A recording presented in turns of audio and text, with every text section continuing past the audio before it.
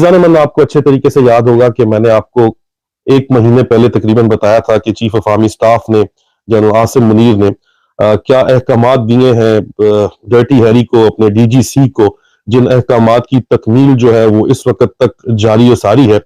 27 जनवरी को अजीजा अहमद मैंने आप लोगों को बताया था कि जराए का दावा है कि जीएचक्यू ने डर्टी हैरी को मुंदरजा झैल नए अहकामात दिए हैं जो सेक्टर कमांडर्स को पहुंचा दिए गए हैं। अब ये अहकामात में मैंने आपको 10 पॉइंट्स बताए थे। मैं 10 के 10 तो आपको नहीं बताऊंगा, ये तो मेरी ट्विटर प्रोफाइल के ऊपर मौजूद है। यूट्यूब के ऊपर मैं अपनी वीडियो डिस्क्रिप्शन के अंदर भी इसको लिंक को डाल दूंगा, अगर आपको याददाश्त दोबारा ताजा करने के लिए, कि ताकि आपको पता चल सके कि ये क्या बातचीत है जो मैं कर रहा हूँ। उसमें जो हुक्म नंबर 1 था, नुक्ता नंबर 1, पॉइंट नंबर 1 था कि कौमी असेंबली की नशिस्तों पर ज़मीनी इंतखाबात करवाकर तमाम सीटें छीन ली जाएं और इस तरह कौमी असेंबली की मुद्दत में मुआशी इमरजेंसी के बायस 1 साल की तोसी कर दी जाए। बाद में नवाज शरीफ अपनी वापसी का प्लान कर ले। अगर फिर भी पीटीआई तमाम सीटें जीत जाए तो वज़ीरिया कोर्ट ऑर्डर्स इलेक्शन में ताखीर की जाएगी। यहाँ पे हमें नजर ये आता है कि जाहिर बात है जब चीजें वक्त से पहले बता दी जाती हैं तो बिल्कुल उस तरह होती नहीं है। और एक बड़ा मशहूर मफरूजा है फौज के अंदर, खास तौर के ऊपर जर्नलों के अंदर, कि plan is the first casualty of war. जब जंग लगती है तो जो आपने प्लान किया होता है वो सबसे पहले दरम बरम हो जाता है। तो ये तो इनका प्लान था, इनके अहकाम थे। अब यहाँ पे नजर ये आ रहा है कि ये जो सो मोटो नोटिस खुद ब खुद ले लिया गया है, हालांकि इसको लेने की जरूरत मेरा नहीं ख्याल थी। मेरा जाती राय के मुताबिक जब सदर पाकिस्तान, जो कि एक आईनी ओहदा है, उन्होंने हुक्म दे दिया है कि सूबाई असेंबली के इंतखाबात 9 अप्रैल को कराए जाए 90 दिन के अंदर, तो फिर दोबारा मजीद अज खुद नोटिस लेने का मकसद कुछ समझ नहीं आता। हालांकि मरियम नवाज साहिबा के बारे में भी ये डॉक्टर मोईद पीरजादा ने रिपोर्ट की कि वो जाके चीफ जस्टिस ऑफ पाकिस्तान को उनकी फैमिली मेंबर्स के थ्रू, उनके दामाद के थ्रू या उनके फैमिली मेंबर्स के थ्रू किसी से उनसे मिली है और उनसे उन्होंने डिमांड की है कि आप हर सूरत में इस इलेक्शन को डिले कराएंगे, जो मर्जी हो जाए। और उसके ऊपर डॉक्टर मोईद पीरजादा का ये कहना था कि चीफ जस्टिस ऑफ पाकिस्तान खामोश हो गए, उन्होंने मजीद कोई बात नहीं की उसके ऊपर। उसके बाद आपको, उसके फौरन बाद मरियम सफ्तर कह लें या मरियम नवाज कह लें, वो आपको बढ़ चढ़ के अवामी जलसों के अंदर आला अदलिया के जजेस को चैलेंज करती हुई दिखाई देती हैं। और उसके साथ साथ ही ex DGISI general Faiz Hameed को जो है वो चढ़ चढ़ के उनके ऊपर अटैक करते हुए आपको दिखाई देती हैं। तो सवाल फिर ये उठता है कि जनरल फैज हमीद जो कुछ भी कर रहे थे वो अपनी मर्जी से तो नहीं कर रहे थे। अगर उनके अब्बू जी को, जो इस वक्त आलू गोश्त खाने के अंदर बहुत उनको शौक है आलू गोश्त खाने का, सुबह शाम वो देसी खाने, अगर वो मिस करते हैं पाकिस्तान में किसी एक चीज को, नवाज शरीफ साहब तो मेरे ख्याल में पाकिस्तानी, मेरी जाती राय के मुताबिक पाकिस्तानी खानों को मिस करते हैं, क्योंकि यहाँ पे भी उनके शौक किसी किस्म के हैं, खसूसी तौर के ऊपर खाने और पकवान के शौक है उनके। और उसके अलावा पाकिस्तान में मिस कोई नहीं करते। मेरा तो ये जाती राय मेरी है और मैं अपनी जाती राय का हक रखता हूँ, क्योंकि उनको इस वक्त यहाँ पे वो आराम सुकून से बैठे हुए हैं और यहाँ से बैठ के वो प्लॉट जो भी कर रहे हैं वो तो कर ही रहे हैं। और आगे उन्होंने जो चुने हुए हैं लोग अपने, वो भी उन्होंने चुने हुए, उसके ऊपर किसी और दिन बात करेंगे। लेकिन मरियम नवाज साहिबा जो उनके मुझे क्यों निकाला के नैरेटिव को दोबारा टाकी मारने की जो कोशिश कर रही हैं, एंटी स्टैब्लिशमेंट नैरेटिव को, मेरे जराये के मुताबिक उनको इस चीज की उस्तादी dirty Harry major general Faisal Naseer DGC बराह रास्त उनको जो है ये सबक पढ़ा रहा है और वो उनका सबक पढ़ के जनरल फैज हमीद को टारगेट कर रही है। लेकिन फिर सवाल अजीजान मन ये उठता है कि जनरल फैज हमीद को अगर टारगेट आप कर रहे हैं तो जनरल फैज हमीद तो जो कुछ भी कर रहा था वो तो under the orders of chief of army staff general Qamar Javed Bajwa कर रहा था। वो तो उसकी वजह से कर रहा था ना जो भी कर रहा था। अब उसने क्या किया और क्या नहीं किया, और उस बंदे ने जिसको उसके कादियानी होने की रिपोर्ट के ऊपर DGISI को सैक कर दिया, उसने आते ही सबसे पहले रिजाइन DGISI से दिया। इसके ऊपर मैं अलग वीलॉग में डिटेल बात करूंगा, जो फॉलो अप होगा उस वीलॉग का, जो मैंने इंटरव्यू किया है कर्नल अकबर हुसैन के साथ गुज़िश्ता रोज, मेरे यूट्यूब चैनल के ऊपर अवेलेबल है, फेसबुक पे भी कहीं आपको मिल ही जाएगा, पैरेटेड कॉपी उसकी मिल जाएगी। अब ये सारे का सारा जो भी कसूर है अजीजान मन, वो आप ये देखो कि वो कसूर किस तरह है। वो कसूर सिर्फ जनरल फैज हमीद का तो नहीं था। जनरल बाजवा को आप बिल्कुल उनका नाम ही नहीं लेती, आपको इजाजत ही नहीं है। क्यों? क्योंकि उनके जरिए उन्होंने डील आपके साथ की, आपके चाचू को वापस हुकूमत में लेके आए, आपके चाचू और आपके कजन के तमाम मुकदमात, उन्होंने अपने भी कई यारों दोस्तों के मुकदमात, फौजी जर्नलों में भी अपने मुकदमात अपने भाइयों के माफ करवाए हैं। लेकिन ज्यादातर क्लेप्टोक्रेसी के मुकदमात, नैब के मुकदमात जो है वो माफ कराए गए।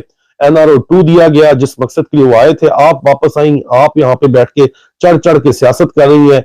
पब्लिक रेटिंग आज भी अगर सर्वे करवा लिया जाए तो 4% से ज्यादा पब्लिक आपके साथ नहीं है, वो भी बहुत बड़ा एग्जेजरेटेड फिगर है 4% का। पब्लिक वोटिंग यहाँ पे क्लियरली 85 to 90% इमरान खान की सपोर्ट इंतहाई वाज़ेह तौर के ऊपर नजर आती है। और आज मैं लेटेस्ट जो पोल मैंने करवाया है अजीजा नेमन, मेरे ट्विटर के ऊपर वो पोल अवेलेबल है, मैं आपको ये कहूंगा कि उसमें जरूर 1 घंटे पहले मैंने वोट ये पोल किया है, उसमें अभी तक 37,100 तकरीबन 37,200 वोट पड़ चुके हैं। और सवाल है कि पाकिस्तान में कोई एक शख्स वफाक या फेडरेशन बैनुल सूबाई इत्तेहाद की अलामत और जमानत है, पाकिस्तान में वो कौन एक शख्स है? पहली 4 ऑप्शन हैं, पहली है इमरान खान साहब, दूसरी मरियम नवाज, तीसरा बिलावल भुट्टो जरदारी और चौथा जनरल आसिम मुनीर। अभी तक 94% पाकिस्तानी कहते हैं कि इमरान खान वफाक की अलामत है, वफाक की जमानत है, और सिर्फ 4% कहते हैं कि जनरल आसिम मुनीर, 2% कहते हैं मरियम नवाज, 1% कहते हैं बिलावल भुट्टो जरदारी। इस पोल का लिंक भी मैं डाल दूंगा इस वीडियो की डिस्क्रिप्शन के ऊपर। आप लोगों से दरखास्त है कि प्लीज इस पोल के ऊपर भी जरूर बात कीजिएगा। तो फिर ये इतना कन्वीनियंट है मरियम नवाज साहिबा के लिए कि वो जनरल फैज हमीद को तो लताड़ दें, लेकिन वो बात ना करें जनरल कमर जवेद बाजवा के ऊपर, क्योंकि उनके साथ उन्होंने डील की है, ये उनका उस्ताद मत दे रहा है, डर्टी हैरी मत दे रहा है, नए जो उन्होंने चाचू बनाए, अब्बू बनाया या क्या बनाया अल्लाह ही जानता है, कुछ ना कुछ तो बनाया है उनको। और चाचू तो मैंने सुना आर्मी चीफ को नया वो बड़ी शिद्दत के साथ उन्होंने बनाया है, लेकिन बहरहाल इसको भी कुछ बनाया वही है डर्टी हैरी को, जो उसके साथ वो मशवरे ले रही है। मेरे जराये का ये दावा है कि वो इनको मशवरे अपनी पॉलिटिकल स्ट्रेटेजी के दे रहा है, क्योंकि पीएमएलएन की लीडरशिप अंदर से नाराज है, जिसका सबूत शायद खाकान अब्बासी के ऊपर जो है वो केसेस हैं। उसके अलावा याद सादिक साहब को भी शदीद धमकियां दी गई हैं, वो बात भी इंतहाई वाज़ेह है। और ये खुल खुल के जजेस के ऊपर आके बात कर रही है। कोई बंदा पूछे कि एक मजिस्ट्रेट ज़ेबा बख्तियार के ऊपर बात करने की वजह से इमरान खान के खिलाफ इस्टेब्लिशमेंट ने महाज खड़ा कर दिया और उनको जाके अदालत में माफी बुलवानी पड़ी। यहाँ ये लाडो रानी आके जो तवों से जो है वो इस्त्री करती है, इंदिरा गांधी के अल्फाज चोरी करके इंटरव्यू में सलीम साफी को कहती है कि मैं तवों से जो है वो इस्त्री करती रही हूँ, फ्राइंग पैन से, वो प्लेजरिज्म करती है। ठीक है, अपनी कोई ओरिजिनल थॉट प्रोसेस जिसका कोई नहीं है, जिसको वाजे होता है कि एक एक बात जो है उसके मुंह में डाली जा रही है, वो जो खातून है वो बंदी आप देखो कि वो बड़ी सिलेक्टिव किस्म की बातचीत करती है, लेकिन खुल के जलसों में आला अदलिया के जजेस को, लाहौर हाई कोर्ट के जजेस को पुकारती है, ललकारती है, और उसके खिलाफ कोई इंक्वायरी नहीं होती, कोई असकुत नोटिस नहीं होता, एस्टेब्लिशमेंट की गैरत नहीं जागती, जुडिशरी की गैरत नहीं जागती।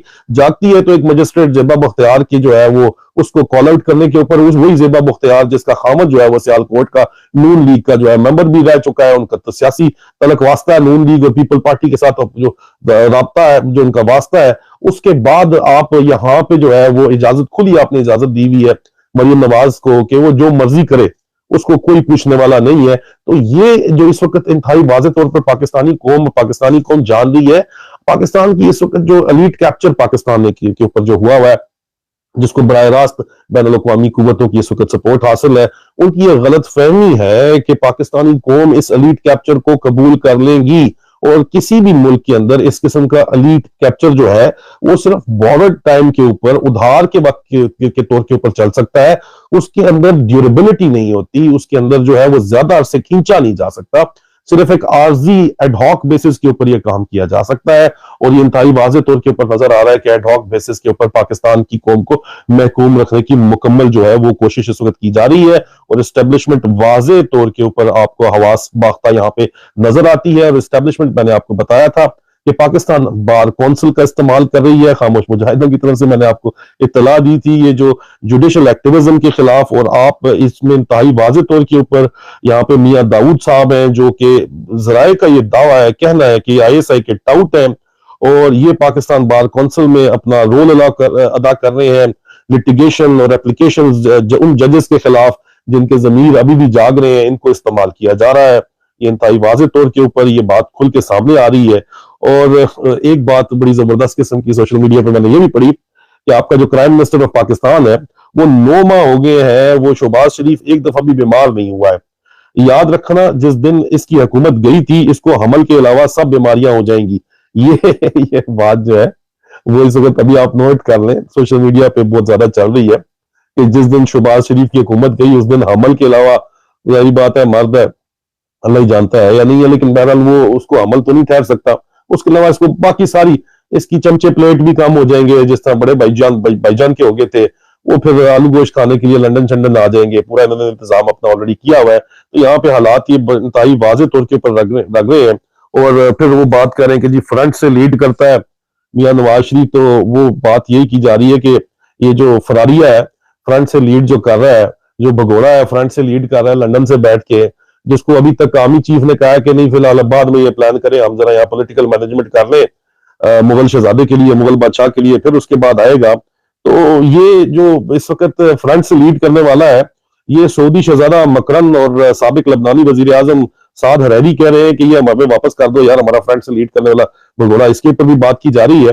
सुप्रीम कोर्ट की प्रोसीडिंग के ऊपर आते हैं अजीजान मन। इस वक्त जो सोशल मीडिया पे खुल के बात चल रही है वो ये चल रही है, और मेरे पास भी जो जराये का दावा है, मैंने आपको पॉइंट नंबर 1 पढ़ के बताया। पॉइंट नंबर 1 जो ऑर्डर 27 जनवरी को दिए गए, उसका पॉइंट नंबर 1 मैंने आपको पढ़ के बताया अजीजान मन। और पॉइंट नंबर 1 क्या था कि कोर्ट को इस्तेमाल किया जाएगा, और साथ ही मैंने लिखा कि ऑर्डर नंबर 1 पर अमल दरामद जारी है, कोर्ट ऑर्डर्स की फौरी जरूरत आन पड़ी है। जज साहिबान जान अल्लाह को देनी है, डर्टी हैरी है इसके बॉसेस को नहीं देनी है। कौम के खिलाफ कोई भी फैसला काबिल कबूल नहीं होगा। जजेस का इस्तेमाल किया जा रहा है और जजेस को काबू किया जा रहा है, और उसके अंदर जो इंतहाई वाजे सवाल सुप्रीम कोर्ट की प्रोसीडिंग्स से मुतल्लिक उठाया जा रहा है कि पहले तो जस्टिस अतर मनाउल्लाह से सवाल है कि आपने कल फरमाया कि जनाब असेंबलियां बहाल कर दें, तो सर फिर आर्मी चीफ भी वापस जनरल बाजवा को बहाल कर दें, क्या वो बहाल हो सकता है आर्मी चीफ? अगर आर्मी चीफ वो बहाल नहीं हो सकता, जनरल बाजवा जो भी भागा हुआ है पाकिस्तान से, तो फिर वजीर आला किस तरह बहाल हो सकता है भाई? वो भी वो ये कोई नया आप अगर इन्वेंट करना चाहते हैं लॉ, तो पाकिस्तान जो है वो केस लॉ पे तो नहीं चलता, पाकिस्तान तो कॉन्स्टिट्यूशन के ऊपर चलता है। ये कानूनी नुक्ता लगा है। और उसके अलावा लोग सवाल ये उठा रहे हैं कि जस्टिस मंदोखेल के मोबाइल का फॉरेंसिक ऑडिट करवाया जाए फौरी तौर के ऊपर। जस्टिस मंदोखेल को जो दरमियाने समाज जो पैगामात आते हैं वो चेक किया जाए कि उनके किन से राब्ते हैं, और ये किससे नोट, इन्हें कौन नोट लिख के इन्हें भेज रहा है इस वक्त। क्योंकि जराये के मुताबिक जस्टिस उमर अता बंदियाल इस सिलसिले में इंतहाई भरम भी है। तो यहाँ पे अजीजान मन मैंने आपको बताया था कि सुप्रीम कोर्ट को भी मैनेज किया जा रहा है और मैनेज किया जाता है और हमेशा से मैनेज किया जाता है। इमरान खान की असेंबलियां तोड़ने के फैसला उनके हक के अंदर जो है फैसला होने वाला था। तो आपको बताया था कि ISI internal wing sector commander Islamabad brigadier Faheem Raza जो अरशद शरीफ शहीद के खून का मतलूब मुजरम भी है, उसके अलावा लाहौर का जो बांदर है, जो सेक्टर कमांडर है वहां पे चिड़ियाघर का एक बांदर, वो वहां पे गया था और उन्होंने जज साहब को वीडियो दिखाई थी और जिसके बाद ये फैसला तब्दील हो गया था। तो है तो जज भी इंसान ही है ना, उनको भी जारी बात है एक्सप्लॉइट किया जा सकता है ना, और यहाँ पे वाजे तौर के ऊपर इन लोगों को एक्सप्लॉइट किया जा रहा है। और ये एक्सप्लॉइट अपने आप को होने की इजाजत क्यों दे रहे हैं, और इसकी कीमत कौन अदा करेगा? पूरे का पूरा पाकिस्तान जो है वो इसकी कीमत अदा करेगा अजीजान मन। ये इंतहाई वाजे तौर के ऊपर आपको ये बात क्लियर होनी चाहिए। मजीद इस सिलसिले के अंदर मेरे पास जो भी मालूमात होंगी वो मैं जरूर आपके पास लेके आऊंगा। आज एक फॉलोअप वीडियो भी मैंने करनी है मेरे पास। आखिरी मैंने जो इंटरव्यू कल कर्नल अकबर हुसैन के किया, तो एक मेरे बड़े अच्छे जानने वाले सीनियर आर्मी ऑफिसर हैं, बड़ी मैं उनकी कदर करता हूँ, बड़े दलेर किस्म के वो फौजी अफसर जाने जाते हैं। एक मिलिट्री फिलोसोफर भी वो कहलाते हैं। उन्होंने मुझे हैरान कर दिया ये कह के कि यार मैं खुद भी जो है ना, जो तुम अभी कह रहे थे, तो मैं खुद भी वही हूँ, मैं खुद भी कादियानी हूँ, लेकिन हम अपने आप को कादियानी कहलाना पसंद नहीं करते।